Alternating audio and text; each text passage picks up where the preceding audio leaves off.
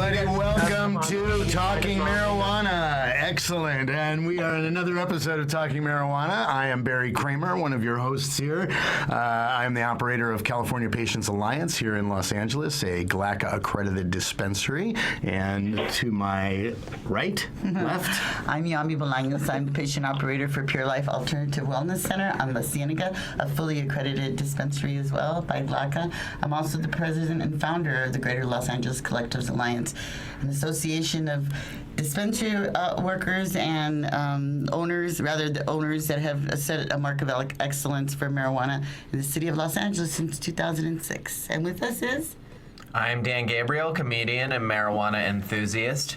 And on the phone today from Sacramento, our other host, Don Duncan. Hi, Barry. Thanks so much. It's Don Duncan. I'm the California Director of Americans for Safe Access. And here we are. We're gathered today. We have no guests today. We're just going to have a nice casual conversations about the goings-on around the country this week, and there were plenty. And there's a lot of buzz going on from Dr. Gupta's announcement. There's things coming out of Washington. They're going to have some hearings and all kinds of things we're going to get into today and talk about. We're coming to you from the John Lovitz Vodcast network and here at the John Lovitz Comedy Club in Universal City, which is great. When on Thursday, we're going to have a fundraiser here at the same very club that we're doing this podcast at. If you guys get to hear this before August 29th, on Thursday night, we're going to have a big fundraiser for Safe Access in Los Angeles. So if you're in Los Angeles at the end of this week on Thursday, come on by Universal Studios City Walk. Who's on that show, Yami? Oh, yeah! Well, Cisco Adler, and Paul Rodriguez, and Dan Gabriel. Yay, Dan, and a host of other comics that'll be here. It's going to be a great night. We had a really nice fundraiser for Measure D here at the John Lovitz Comedy Theater about 4 months ago, and that was with Billy Idol and Dan Gabriel and many other wonderful comics. And so if you're in Los Angeles, come on out and join us. And if you don't know Cisco Adler, go on YouTube and type in Cisco Adler with a C, and he's got some good songs. Yeah, he's got some good songs. It's going to be a great time. Paul Rodriguez, Cisco Adler, a bunch of other really good people. Dan, we're going to have a really good time. You guys come and join us. It's for a really good cause. And we love really good causes, which are mostly to raise money to keep the cause going. So, an interesting week in marijuana policy and the issue of marijuana on the whole. I mean, one of the most interesting things is to kind of see the reverb of Dr. Gupta's statement and the documentary that was on CNN. It got a lot of press. And for those of you that are watching us now or hearing us and don't know about that, I suggest you Google Dr. Sanjay Gupta and medical marijuana, and you're going to come up with some great stuff. He, about a week and a half ago, 2 weeks ago? 2 weeks ago. Announced that he was apologizing for his stance up till then on marijuana. He basically was thinking that there was no science to it, and he had poo-pooed all the science that was given to him, and he was proven totally wrong. He went like a good scientist and doctor should do. He went and investigated on his own and found that the government had been, I think he said, systematically misleading us on the issue of medical marijuana and the science of it. And he said that the DEA, he trusted the DEA when the DEA said that there was no medical benefit to marijuana, and that was how he went. He just poo-pooed medical marijuana for many, many years. So the apology was huge. His documentary showing the anecdotal and really wonderful uses for medically for marijuana was a major milestone, and it's gotten a lot of play. What do you think about that, Don? Were you happy with that? I'd say 3 cheers for Dr. Gupta because, in our sort of modern media political world, it's really hard for someone to say they were wrong. And so I'm really proud of him for looking at the advice, making a decision, changing his mind. mind and then copy to it and saying, hey, you know what, I was wrong, and here's what I think now. So good for Dr. Gupta. Absolutely. Yeah, absolutely. The fact that he took a subject that he said that he believed from all the sources that were telling him that it was wrong, but something had to make him think that they were wrong in order for him to go and do his own research. And that's what needs to be applauded the loudest, that he figured something was up, and then he went and researched it, and he found out the truth, and he brought it to the masses. That's what a responsible person does. And that's not what the government does. No. Not at all. I really feel there's a tipping point coming, and that Sanjay's like right at the top of the tipping point. We're about to go over because we need a lot more doctors to jump on board we and needed agree. And we needed that sort of for him to come out. We needed someone to apologize, someone with respect to apologize for their ignorance on the subject, because that's really what's been happening for the last 20, 30 years. It's just been ignorance. They will not listen to any evidence that's coming out. They wouldn't listen to the forward motion of the movement, and it really took somebody like him to do that. The San Francisco Gate had a great article about sort of the post-Gupta statement activity. Sorry about that. You'll notice if you go back and watch a couple of our shows, I have brain farts all the time. They sort of just, I know what I want to say, and then the word just will not come out. I call those potholes. That's good. I have a pothole. I have many potholes, for sure.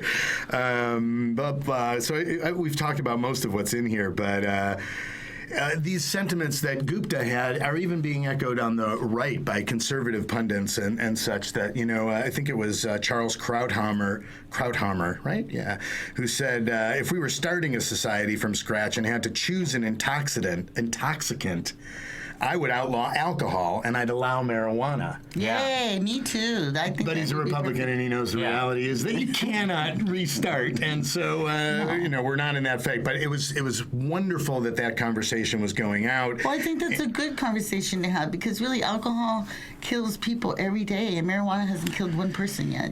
Just right. Okay, sure. Now we're going to bust up on alcohol. Okay. I don't want to bust up on alcohol, but you have to at least compare when adults are saying you can't do this, but you can't do that. Go ahead and go crazy on this. It's ridiculous for one monkey to tell another monkey what plants they can't pick. That's what it comes down to. It's true. Alcohol can explode on the way to making it.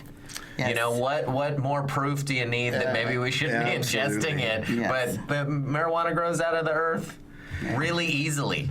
Dr. Gupta didn't say marijuana is all good. He cited research that found that regular use by teens can lead to a permanent decrease in IQ. Luckily, I started after my teens. Yeah. I just after I was 21. So I missed that whole ruining my brain thing. But Gupta could find no document case of a death from a marijuana overdose, whereas someone dies every 19 minutes from a prescription drug overdose. So, when you're talking about the equity and fairness of what's legal and what people can use, how does that enter into the conversation? It's really ridiculous. Pharmaceutical companies have a lot of lobbyists that keep whatever they're doing a secret. And we have you, Don. You're our lobbyist. You and Asa, the whole world. You and Asa are really, you're the little voice that's getting louder and louder and louder. And Asa does such great work in lobbying on behalf of medical marijuana patients. And it's really the only way that you get a voice is to have a lobbyist in Washington. And thanks. But also to speak up too, that it's a myth that the lobbyist works all by themselves. What the lobbyist says only works if they speak for somebody. Right. So maybe they speak for big, powerful, rich corporations, or maybe they speak for the grassroots. But one way or the other, they speak for somebody. So people don't get off the hook by just saying, "Oh, whatever, my lobbyist will handle it." You still got to speak up too. Yeah. I heard I don't know what it was in reference to, but there was a radio talk show going on the other day, and they were bemoaning the fact. I think it was Cory Booker. Maybe it wasn't radio. It was Meet the Press or something like that. And Cory Booker was bemoaning the fact that this new generation coming up is not really getting involved there, and even he's not saying go out to marches or change your schedule and do this and fly to Washington or do that. He's just saying simple things like now from your phones you can, ASA has a great app where you can be an activist right from your phone. You don't have to take time out of your day or your life. You can just really send a message to your congressman, and the only way things get changed is if people participate and activate their concerns. You can do it from your phone? You can do it from your phone. And ASA is not the only app. Why don't you explain that app a little bit? Is it called Political Change with Friends? Exactly. Why not? No, whether it's your phone, you can fax, you can email. The internet has had really a profound impact on how we can participate in these things. Exactly. Because, say Sanjay Gupta is on TV saying something you like.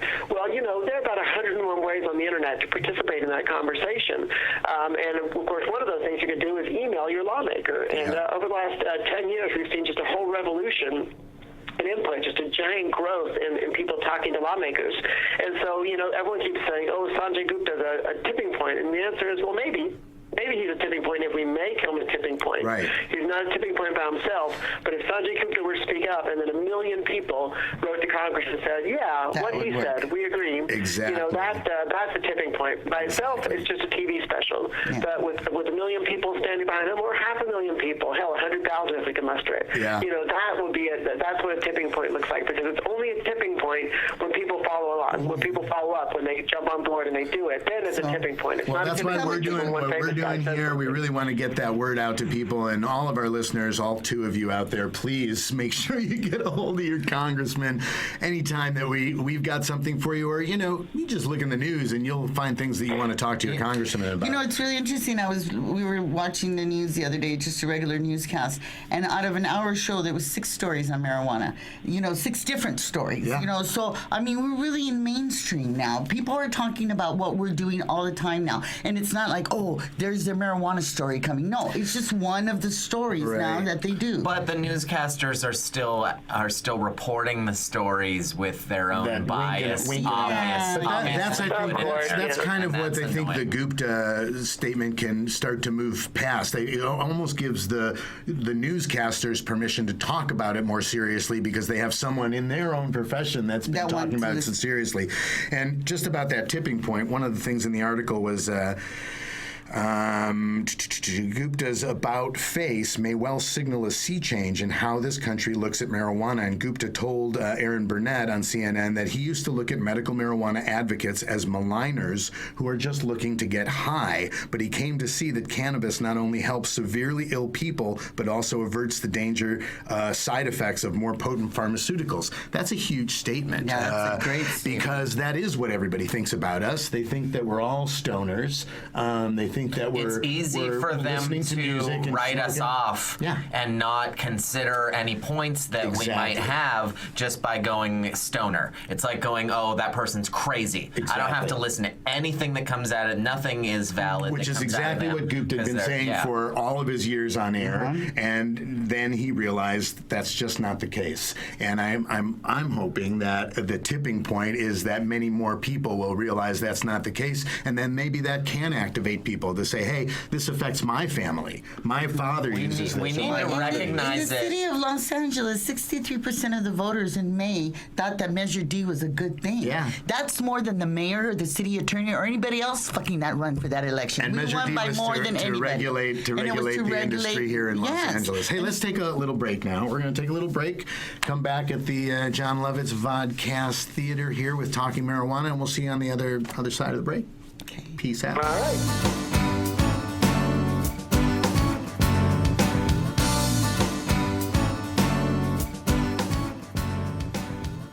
Upcoming shows to the John Lovitz Vodcast Network. Welcome to FYI. It's Dimitri Young here with Robert Fick. Hey, everybody. Welcome to Talking Marijuana. Hi, everybody. Crabman's Rock and Roll Revival featuring Frazier Smith is on the air, in your hair, and going out everywhere around the world. I'm Gary Garver, live from the John Lovitz Comedy Club. This is the John Lovitz Vodcast Network. Hi, John Lovitz here. It's time to put laughter back into your life. Check out the John Lovitz Comedy Club, located in the heart of Universal Studios City Walk, Los Angeles, not Orlando. For tickets, go to thejohnlovitzcomedyclub.com. You are listening to the John Lovitz Vodcast Network. Back with Talking Marijuana. Yami, Barry, Dan, and Don Duncan's on our phone right down here. Hi, He's in Sacramento today. You're so cute. Dan had a good point at the break. We were talking about... Well, I think that a great follow-up to the Sanjay Gupta story about the medical lies that have been told to us is that CNN should do a story about all of the money that's made off prohibition. All the people that have financial reasons to keep marijuana illegal. Well, Don, doesn't ASA have a report about that? Well, we have a report on the federal cost of enforcing laws against medical marijuana, which is really, really shocking. Almost $500 million to suppress medical cannabis in the United States. And in fact, what we estimate is that the Obama administration is spending about $100,000 a day on medical cannabis enforcement. So this report you get from our website called What's the Cost? What's with an apostrophe S, what's the cost? If you go to americansforsafeaccess.org. So if you wanted to send a link to that along with your request to CNN, that might be very useful. Yeah. So there you go, everybody out there. Go to the ASA, get the link, and send it on to CNN and say, let's get a report about the money behind all this stuff. It's huge. That's a huge story. Well, and many of the stories that I read this week were almost directly connected to that. I read a story about 280E, which is a law that won't allow, it was a law written many years ago for drug lords, and now the government is using it to sort of suppress the sales and distribution of marijuana through legal outlets in states and cities. So, what is the exact law? Don, you want to take that one? 280E? Yeah, 280E is sort of a wonky technical thing, but basically what this is an old provision in the tax code that had nothing to do with medical cannabis. Section 280E says that you can't deduct the cost of basically trafficking in a controlled substance. So this was really intended to target drug cartels and what have you, and all the costs they spend to smuggle and distribute narcotics, basically. And the IRS says if you're in that business, you can't deduct those costs from your tax return. So the federal government now is applying this to medical cannabis and saying, well, cannabis is a Schedule I narcotic under federal law, even if it's legal in your state for medical purposes.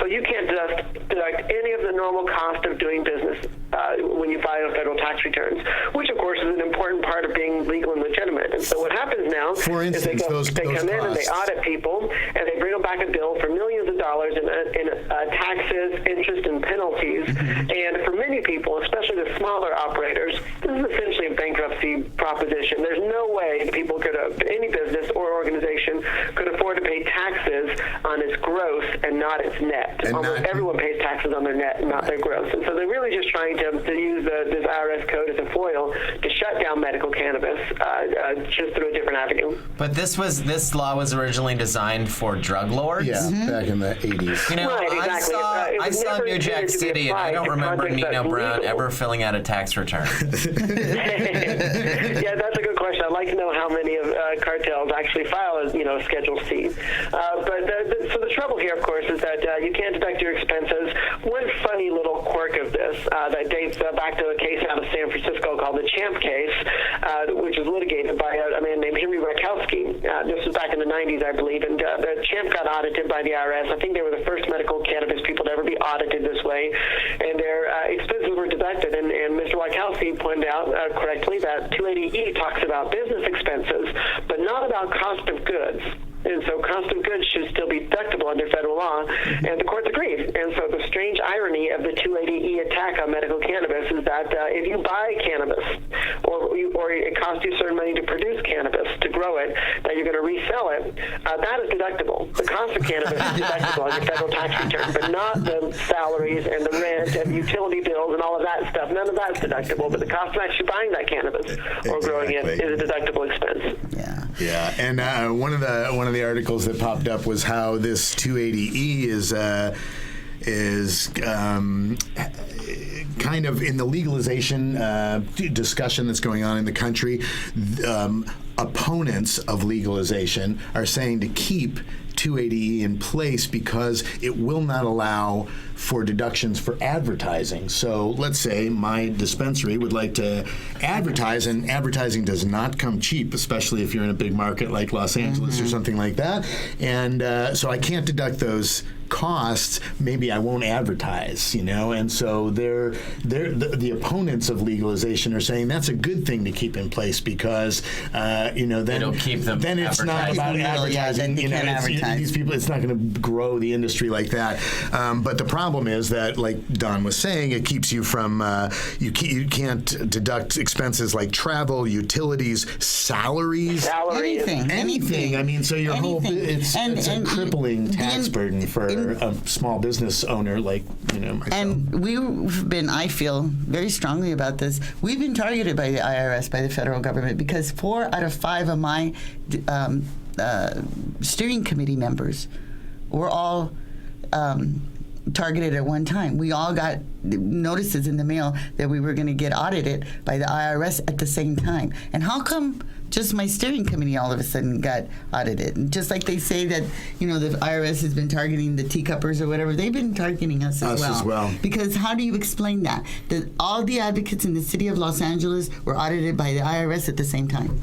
It doesn't make any sense except that they said, let's just do that whole group. Let's just do that whole group, and that's what they did. And it's terrible. It's terrible. We've had a guest on a couple of times, Diane Wattles Goldstein from LEAP. She's from Law Enforcement Against Marijuana, and she's a really great thinker. Lame. She's lame.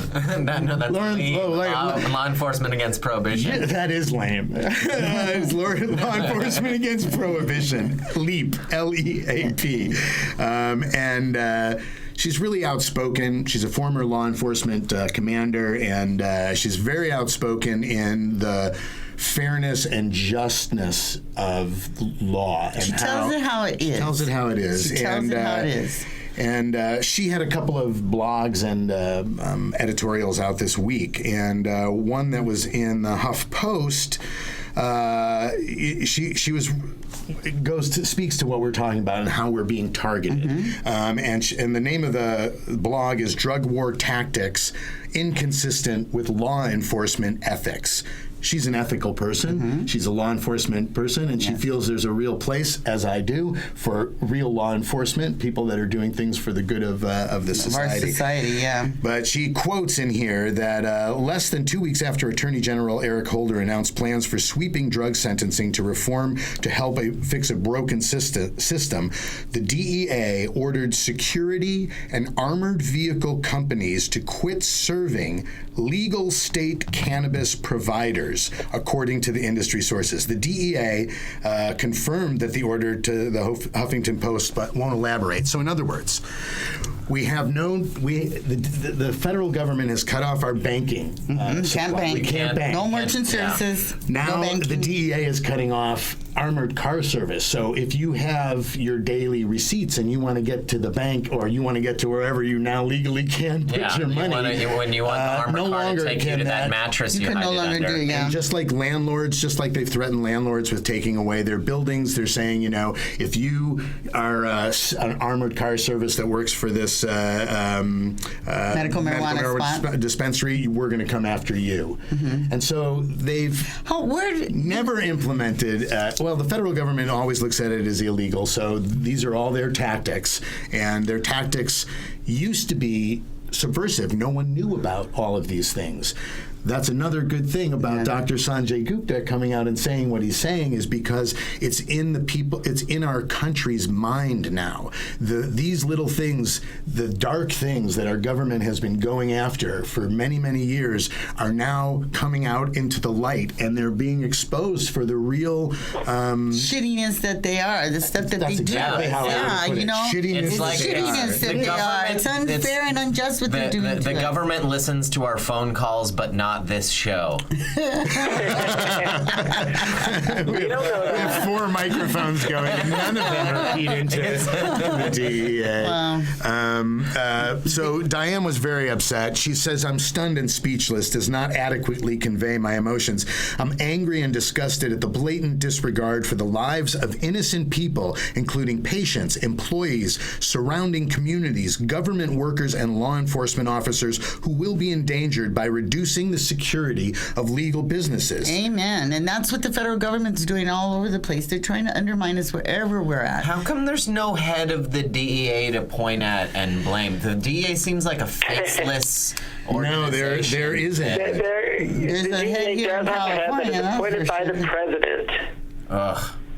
Yeah. we had people out of control here. That person's not always going to be who we want it to be. Is Michelle Lionheart? Right now, her name is Michelle Lionheart, and she's a holdover from the Bush days. Yes. And that's who our arch enemy is in California. But actually, who our arch enemy is Mr. Obama, because he could call off his dogs now, right today. Yes, I don't believe that Obama is orchestrating the federal crackdown, but he certainly is letting it happen. He's looking the other way. He's looking the other way. I have to say, just as a watcher of what's going on politically in our country, I feel like he's doing that. He's almost forced to do that. We have, I'm just going to go take a contrary side right now. I love Obama, but he's disappointing me in this as well. But I do feel that our country, he's every day. Can you imagine waking up and being that guy and having to face the problems that we are facing? That's why they go gray so fast. It is. And marijuana, as much as I feel, and I know we all feel that this is, a huge issue in our lives, it is. It's an all-consuming issue in my life. He also it cannot be his consuming issue. He seems to forget that he partook of our, ways. He was a smoker. He medicated. Really he got high. But the point is this. The point is this, that if he had gotten caught one time, just one time, he wouldn't be the president of the United States. He'd be a black man in jail or paying off a huge fine, because that's the way it goes down. Absolutely. And he should remember that. He should think about that, because there's a lot of young black Latino young people coming up in the world that maybe want to smoke a joint and not have a drink, and they're getting in trouble, and it's trouble that they're getting in, like Miss Candace Haas that was here, that she's a leader of Normal and Orange County. It's destroying their lives. They took away her student aid just because she, got a ticket for, having some pot. So, yes, Mr. Obama, I love you. I voted for you. I wish there was some way we could get you for another term, but you need to change your stance on medical marijuana. You need to come up and be real. You need to be real with the people, because if it wasn't because you never got caught, you would be present today. And look, I don't want to go there, but Hillary would have taken care of this shit. You think? I think. Well, she may get her Way chance. to beat a dead horse. That's awesome, yeah. she certainly may. She may get her chance. Yeah, I'm not. I tend to not believe in elected officials. I think that all politicians are in it for themselves, to see how much they can line their pockets. And if we, the people, get some good out of it, well, good for us. But I really believe that that's the way it is. They're only doing it for their own good. There's a lot wrong with politicians because they want to be politicians. Yeah. Don't you find that? I mean, really, the people that govern our country are not really governing for us. They're governing for themselves. But those are the only guys who want the job. I know. And Gaio has a great idea about how he thinks that government positions should just be handed out like jury duty. You're like, oh man, I got to be the president this year. and Gaio Bellum is a comic and a good friend of ours, and a great comic and a great cannabis comic, I would say. Yeah, but it's a good idea, because that's a problem that they want the job. That's the, Well, we'll take another break here, and we'll come back and talk more about our government and what it's how's it screwing us, what track it's on with marijuana here in the country. But stay with us. We'll be back after the break.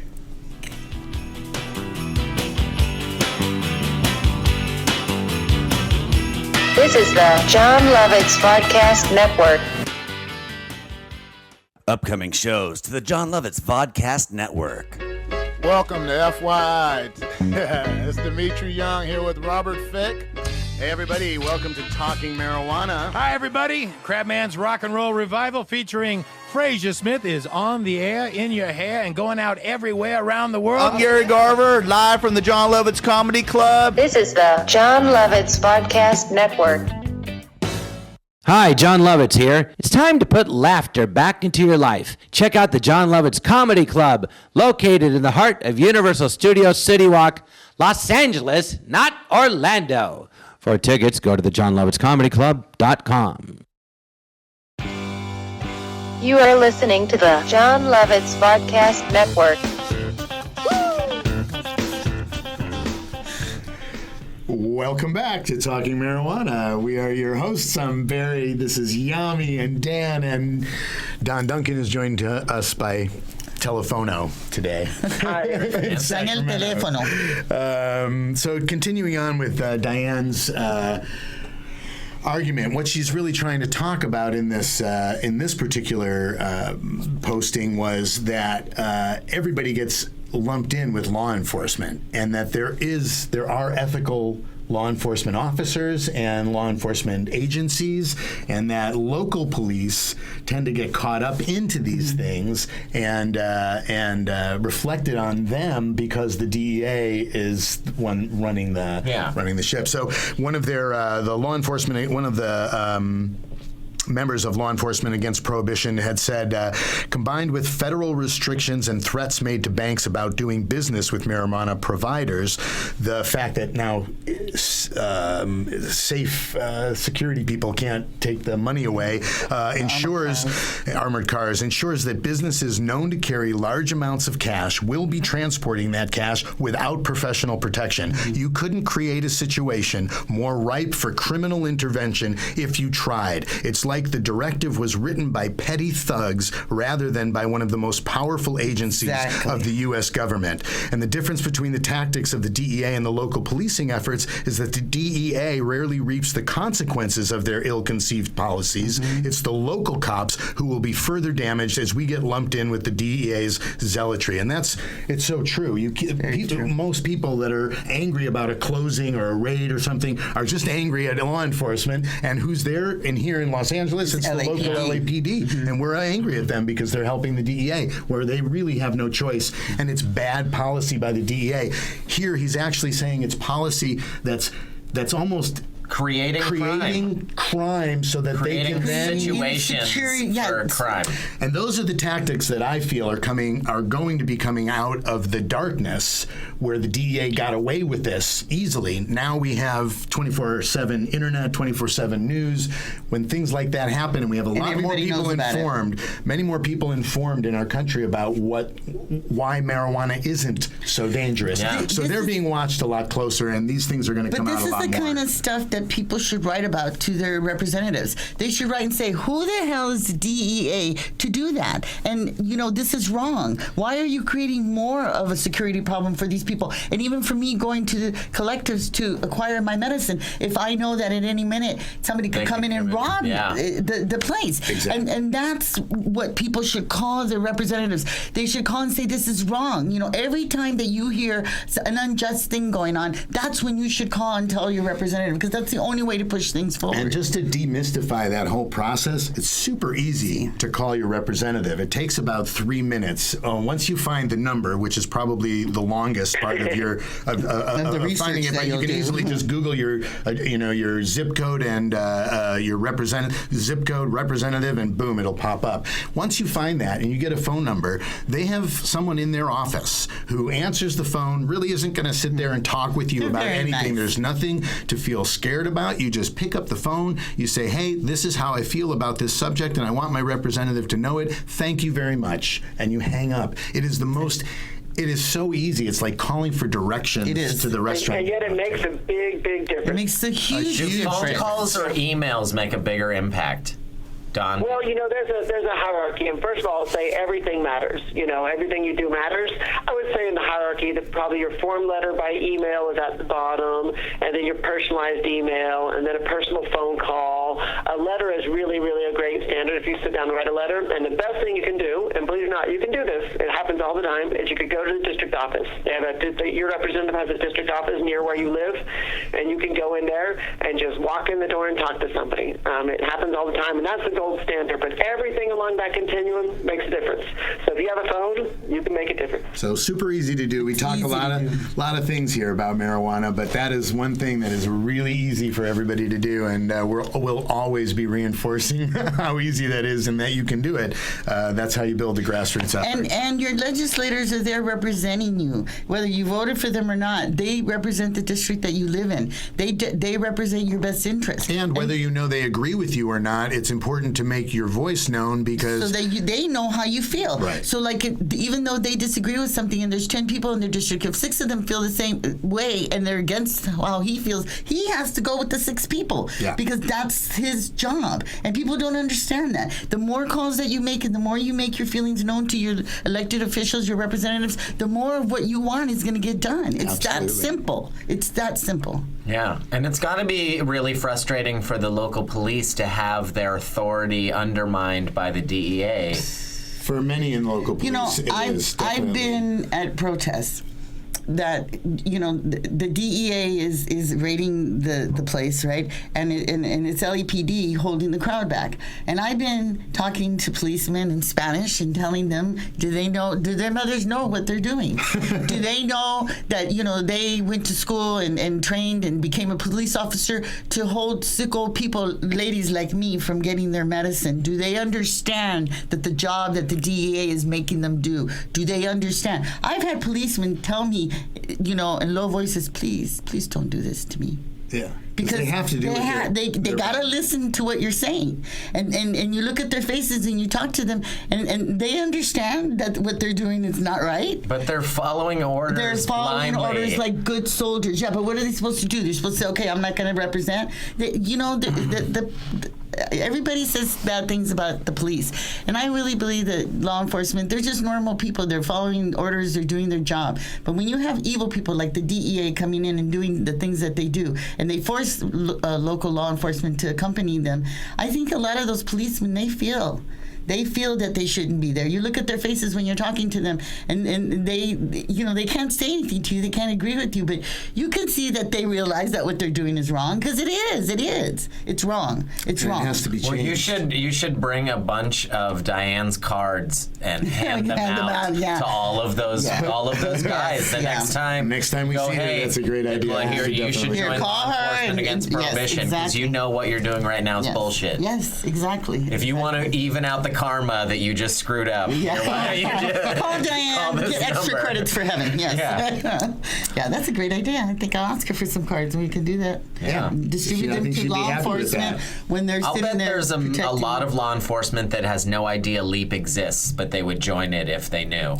LEAP is starting to gain quite a bit of momentum. They started out as a very small organization, and now they have chapters in many nationwide chapters all throughout the country now, and they've been doing this for 5, 6. I don't know how long exactly, but I would say at least that long, and in years. And their momentum has really built up. Their voice is stronger. Diane's voice is excellent. She's out in the Huffington Post all the time, and so that's only going to again kind of snowball and get bigger and bigger. We have a new segment on our show, Talking Marijuana. We started it last week. It was Yami's idea, and it's a great idea, and it's called Dope of the Week. We read a lot of these news stories throughout the week to talk about it with you here on Tuesdays, and there's sometimes inevitably we're sick to our stomachs. Inevitably, just something so ridiculously stupid that we're gonna kind of honor that with the Dope of the Week position. And this week it is our last week's winner. It's once again the federal government, and specifically in the federal government, the reigning champion. Reigning champion. Specifically, it is NIDA. The National Institute on Drug Abuse. I think last week, the introductory week for Dope of the Week, they won because they were denying the evidence that marijuana is less toxic than alcohol. And they wouldn't let the advertisement at NASCAR happen. Right, they wouldn't let that. I think the advertisement at NASCAR was a known factor that it was not going to maybe get on the air, and they'd get more publicity. But they had to try. They get more publicity by having it pulled, and they did do quite well with that. We were taking bets how long they were going to run it for. Like, it was like 10 minutes, 20 minutes, 25 minutes. That's the farthest that it got. It was 25 minutes, and then they took it down. And then, but the reason that NIDA was the dope was because they're denying there science. Is science. Yes, they were denying science, or at least not copying to the science. They're just so they are if I'm not mistaken, Don, even though our drugs he can never say legally that there is a medical benefit to marijuana. Like he's restricted by his job description and who he is. The Office of National Drug Control Policy to oppose legalizing cannabis for medical use or any other use. Amazing. Why? That's written in his job description. It is solid. That is a law passed by Congress. The law. But if we change the scheduling, it was what? By Congress? Say that again. By Congress. Congress passed a law that says the ONDC director, the drug czar, commonly can't advocate for legalization or for medical cannabis. It's against the law. It's against the law. Well, maybe we ought to do the dope of the week next week to Congress for having enacted that law. Boy, I'm ahead of the game. I'm sure we'll come up with some dopes. But if we rescheduled. If we rescheduled marijuana as not a Schedule 1. as Schedule 1, then could he push for legalization? I don't know. That's a good question. I would assume so, because it would no longer have no accepted medical value. But I wonder then, does Congress have to go back and vote again? Yeah.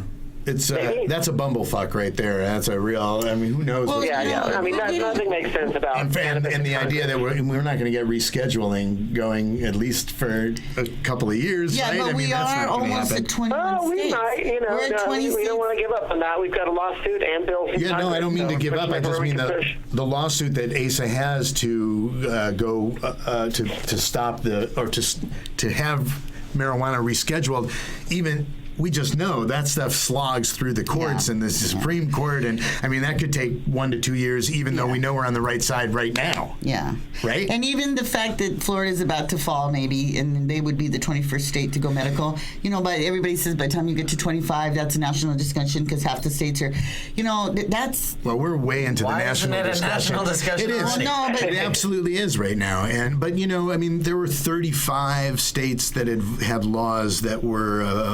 It wouldn't allow for abortion. You can't, all of a sudden now I don't want to make that federal policy. So just the number of states is not enough to say we should change the law. One thing we have to remember about the U.S. Constitution is that it does not provide for any voter initiative process on the national level. The only thing the only people who can change the Constitution would be the states, and the voters will have to approve that. But when it comes to Congress, you just got to go and push, because they're the ones in charge. So dope of the week. In fact, every state can legalize medical cannabis, and that would not change federal law. That's a shame. That's a shame. Dope of the week, NIDA, the National Institute on Drug Abuse, is funding. Here's why they win this week. They are funding a nearly $2 million, $1.86 million study in an attempt to find a link between cannabis consumption and domestic violence. They're doing that with your money, folks. Your They're money. Spending almost $2 million of taxpayer money.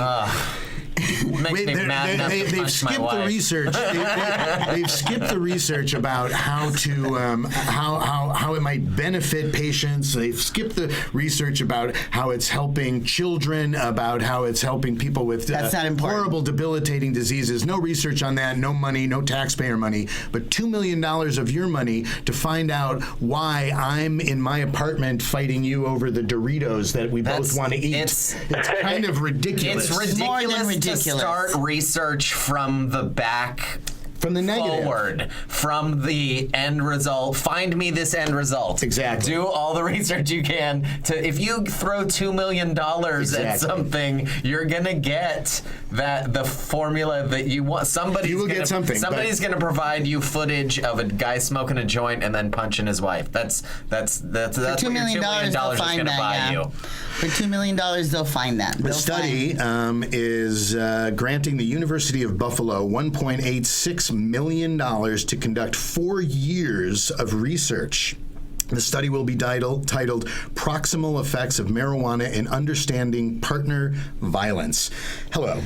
We don't have any deaths attributed to marijuana. None, there is certainly no domestic violence that's ever been in the news that has ever come out about marijuana. This guy was on marijuana. You know who beats up their partners?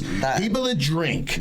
People that take too many prescriptive medicines. People that are whacked out on their prescriptive medicines because they've got a wrong prescription from their doctor and they were getting aggro in your face. No one, not one person can ever get aggro on marijuana. It is a calming effect, whether you're smoking indica or even sativas that'll make your mind, just so active. You will never get active in the way that you want to go beat somebody up and slap your partner You're going around. to work out whatever problems you have. What a bunch of ignorant fools that work for the federal government that have taken $1.8 million of our money to spend on a ridiculous study like this. On a witch This hunt. is the kind of shit that you people should be writing your congressmen and your representatives about. Because in the city of Los Angeles, there's so many potholes, there's so many bad things going on, but they're spending almost $2 million to research this. This is this type of shit that you guys should be writing your representatives salaries, about. They're not paid. Absolutely. $2 million. And I'll tell you what they're going to get for $2 million. They're going to get a badge that says "Dope of the Week" forever. Forever. Yeah. All right, we're going to take another break and we're going to smoke because we're getting pretty aggro here, and we all want to just chill out a little bit. No, it's we don't do that here. No, we do. Yes, we do. We'll see you on the other side of the break. Wait till after the show, people. We're professionals. We'll catch you later. You are listening to the John Lovitz Vodcast Network. Upcoming shows to the John Lovitz Vodcast Network. Welcome to FY. It's Dimitri Young here with Robert Fick. Hey everybody, welcome to Talking Marijuana. Hi everybody, Crabman's Rock and Roll Revival featuring Frazier Smith is on the air, in your hair, and going out everywhere around the world. I'm Gary Garver, live from the John Lovitz Comedy Club. This is the John Lovitz Vodcast Network. Hi, John Lovitz here. It's time to put laughter back into your life. Check out the John Lovitz Comedy Club, located in the heart of Universal Studios City Walk, Los Angeles, not Orlando. For tickets, go to thejohnlovitzcomedyclub.com. You are listening to the John Lovitz Vodcast Network. Welcome back, everyone, to Talking Marijuana. We are your hosts. I'm Barry Kramer.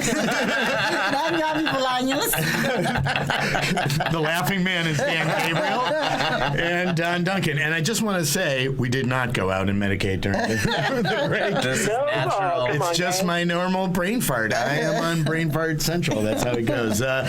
Don, I think we have to say goodbye to you. Is that right? Yes, I must jump off duty calls. Great show, and I'll look forward to talking to you guys next week. Thanks. You keep doing the good work there in Sacramento, man. Thank you, Don. Bye-bye. A close runner-up for Dope of the Week this week was a dispensary in Colorado, and they're named the Helping Hands Herbal Dispensary. There was another article on CNN, burnt out by marijuana dispensary naming strain after Dr. Sanjay Gupta. So this is something that happens. I'm going to talk as a dispensary operator for a minute with my co-dispensary operator and president of GLACA, the Greater Los Angeles Collectives Alliance, which tries to run our dispensaries in an adult and responsible professional manner.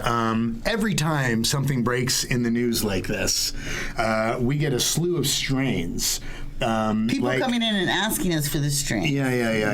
You get the Carlos Danger. Yeah. You get. I'd like an eighth of the Carlos Danger. That's the weed that you hide in your underwear. I'm sure this week somebody will be asking for the Miley strain. Miley Cyrus. I'd like to smoke some of that. As a dispensary operator, this is not a practice I particularly care about. I think that in Colorado, it's a very different situation. Up north, it's a very different situation. Here in Los Angeles, we really do try to keep things serious, although there's many dispensaries that don't do it. But here's my problem with something like that. I love the idea of it. It's super funny, and I definitely get the jokes. And it's like an honor. Honor. They're like trying to bestow an honor. And that's exactly what this like dispensary operator said. He said, Dr. Gupta's reporting on marijuana puts him at the forefront of medical cannabis movement, and we thought what better way to honor his efforts and make a lot of money than by giving him his own strain. We like to ensure that he remains part of the annals or anals of cannabis. I look at you because you're the I don't know why. And now he will. So again, my problem with this practice is that medical marijuana dispensaries are dispensing their medicine to patients, not your stoners, not people that are definitely going to get the joke or whatever. They're patients. They are suffering from lots of different conditions. It undermines the professionalism of the whole thing. Absolutely. It's like you wonder if you're getting. What is the strain? Yeah, there's the bottom line. What is Dr. Sanjay Gupta medicine that I'm coming in to get? Now they describe it as a very pleasant feeling, blah blah blah blah blah. But what is it? We know. It's a strain that makes you apologize for being... Exactly.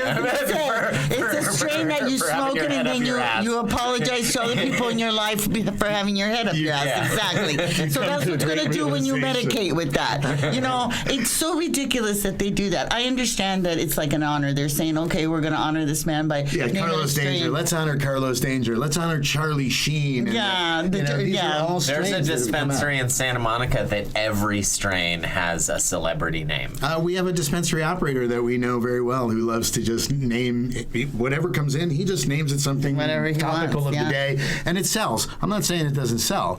But I'd rather know what I'm getting. It's not good information for your patients, like Barry says. Your patients really need to know what they're coming in for. Most likely they do, many do, but they need to know indica, sativa, how does this rank up against the Blue Dream that I know that I've been using. Now, there are a lot of crazy names for marijuana, and unfortunately we have to use some of those. At our dispensary, we try to make a practice, if it's a completely made-up name, or we try to just break it down to say this is the same as OG Kush crossed with your Jack Herrera, so that people know sort of where on the spectrum they're coming from. But this is a practice that I'm sure as we get into legal marijuana, and I'm sure hoping that many more states come on board other than Colorado and Washington, as we get into legal marijuana, that's the place for these kinds of items. That's a marketing ploy. You're saying I have something that no one else has because I just created it out of my ass, and you can come in and you can tell your friends you're smoking Dr. Sanjay Gupta.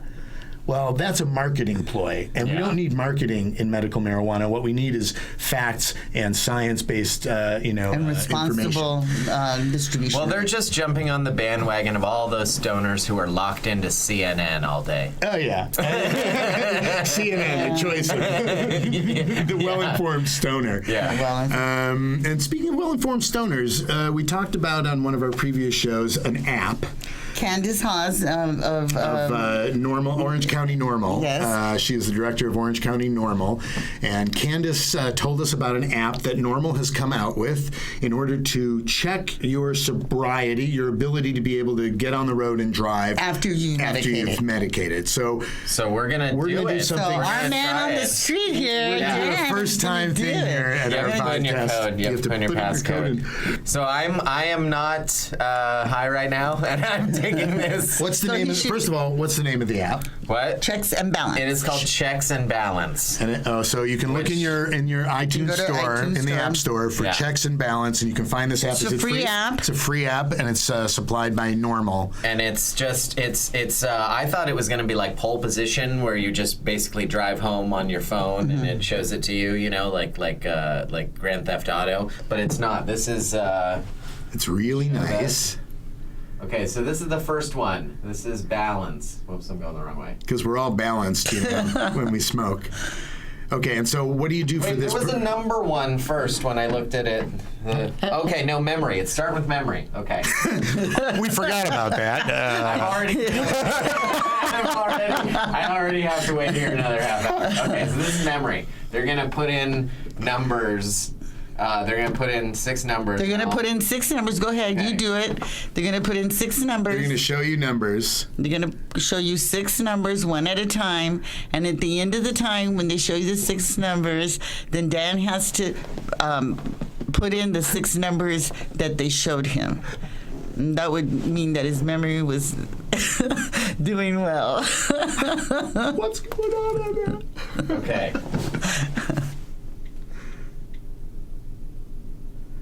How was your memory? All right, so far so good. Got it. All right, he passed. Right. So far we're letting him drive home. I have to assume the balance position as shown by holding your phone in a cupped hands prayer position with elbows in, stand on one leg, extend the other leg, and tilt your head down. You're doing it. I can attest he is doing it. Something just happened. It's checking his balance. It's checking whether or not he has any balance and whether or not he's clear enough. That's probably being done by the gyro. Yeah, because he's holding it in his hand, yeah.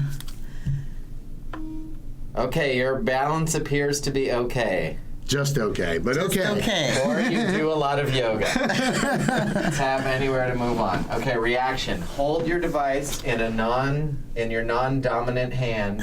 Tap each dot with your dominant index finger as quickly as you can. Which dot? It says, I guess dots are going to come up. Can you hold it? Does it say each dot or does it say a color dot? Each dot. Okay. Can you see it? Get tapping. Okay. Tap.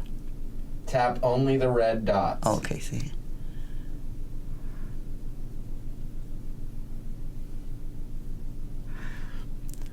This is so exciting. This is totally really fun to do when you're high. I'd like to know how they came up with the science. This is just like driving.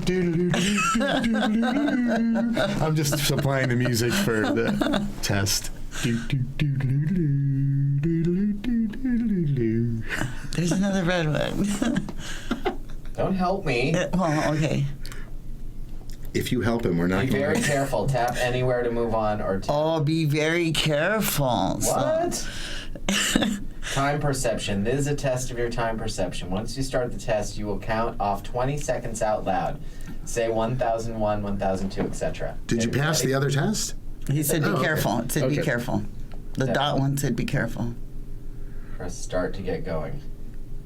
1 1000, 2 1000, 3 1000, 4 1000, 5 1000, 6 1000, 7 1000, 8 1000, 9 1000, 10 1000, 1 1000, 2 1000, 3 1000, 4 1000, 5 1000, 6 1000, 7 1000, 8 1000, 9 1000, 20 1000.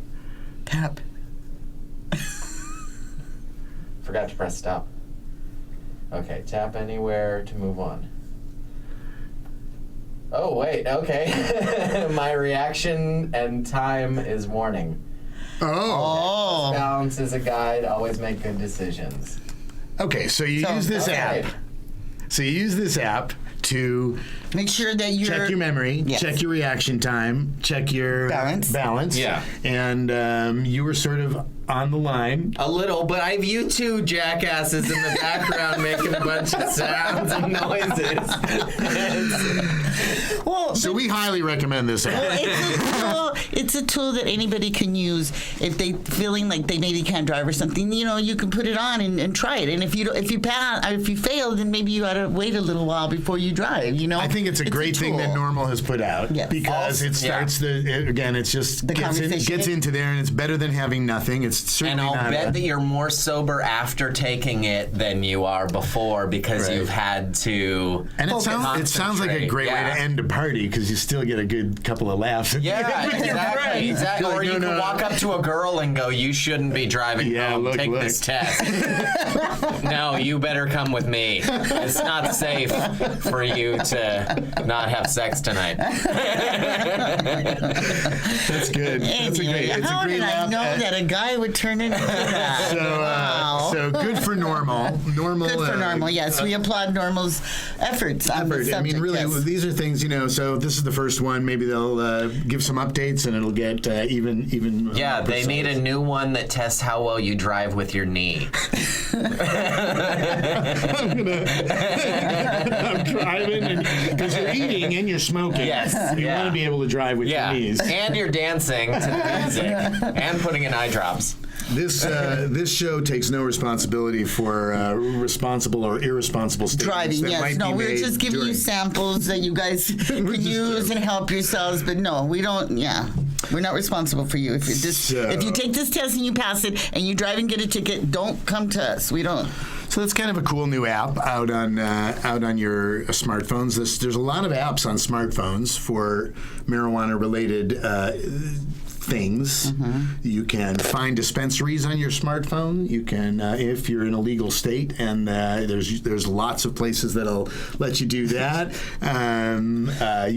There's a lot of strain guides on your iPhone apps where you can download the app, and if you're wondering what strain might work for you or what are the particular qualities of a particular strain, you're able to just punch that into the search and find the strain and find the information on it. And there's really nothing better than being informed about marijuana because it's not just marijuana. There's a full spectrum of what the medicine can do for you. Normally, it's divided up into indicas and sativas, but even within the indica and sativa, there's a full spectrum of how they react with your body within those designations. So there maybe is an indica, usually a body high, something that really relaxes your body. There might be indicas that are on one end of the spectrum, will 1 or 2 puffs will put you asleep. You will really go down. And a lot of people know about that stuff. They smoke it for that reason. And then in the other end of the spectrum for indica is just a light body relaxation. Takes the stress out of your body that we hold this tension during the day. Indicas can relieve that without putting you to sleep. Calm you down. So the more knowledge you have as a patient about what it is you're looking to affect in your body with the marijuana, the better you're going to be. And there's many apps. As the weeks go by, if we find some really good apps, bring them to your attention. Try to bring those in as well on Talking Marijuana here, because we like to talk about everything: legalization, medical marijuana, legislation, stupid stoner. But we haven't got to stoner stories yet. Well, we're out of time for today, right? Yeah, I think we got a few minutes. What was the first time you ever got stoned? Oh, no. Okay, what was the first time you ever got stoned? In Gallo Belam. In Gallo, we talked about him earlier. I was doing comedy, and I was at a barbecue. I had just started doing comedy. I was at a barbecue, and Gallo had rolled a joint and passed it to a cute girl who passed it to me. And you're like, of course. How could I turn down? Do you remember the effect on you? Was it instantaneous? Actually, the first time it didn't really. It took me about 3 times trying it to before I recognized the feeling. Right. Why did you keep trying then? I think just because Cute it was girls. around and cute girls kept passing it to me, and I think the first time I was disappointed that it didn't work, and I wanted to see what all the hubbub was. So then, the next time I was over at a different friend's house, and he was like, "Hey, you want a bong hit?" And I tried it, and I walked. I remember that was the second or third time, and I walked home, and it was the best walk home. It was just like when you get that first one, I noticed the light coming through the trees, and I was 19. 19. Yeah, in so college. we're all adult users here because I didn't use marijuana until after I was 21. 21 years old too. Out of high school before I tried it the first time. How about you? That's the way to go. I did not use marijuana until I was out of college. Oh, really late? I was a late bloomer. I was a responsible person. My parents said they didn't want me to smoke, and I didn't smoke. And actually, I think I had a friend when I was young that was a little out of sorts, and I always thought it was because of drug use that he was that way, and so I was hesitant to dive in. Although once the door was open, the diving was deep. Well, you get in and you're like, how many people are lying to me? Exactly. Well, I've been lied to my whole life. My babysitters were holding. I know it. When I went to bed, they had a great time. I first started smoking marijuana. Are we done? Oh, we can keep going? No? Okay. I think we're done or keep going. Start wrapping. Well, let's wrap. You know what? I think we're done. Okay. Let's say we're done. Okay. These are great stories. Yes. I love this part of the show. And let's bring it back on another day, and we can talk about some silly stoner things that we've done in our lifetimes. Maybe you guys will enjoy that. Yeah. So thanks a lot for tuning in to Talking Marijuana. We had a great show time Thursday. Today. Benefit Come Thursday here at John Lovitz. Pura vida. Write your congressman. Write your congressman. Pura vida.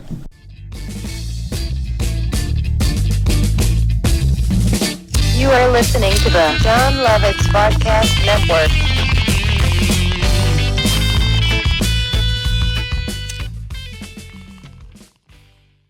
Upcoming shows to the John Lovitz Vodcast Network. Welcome to FY. It's Dimitri Young here with Robert Fick.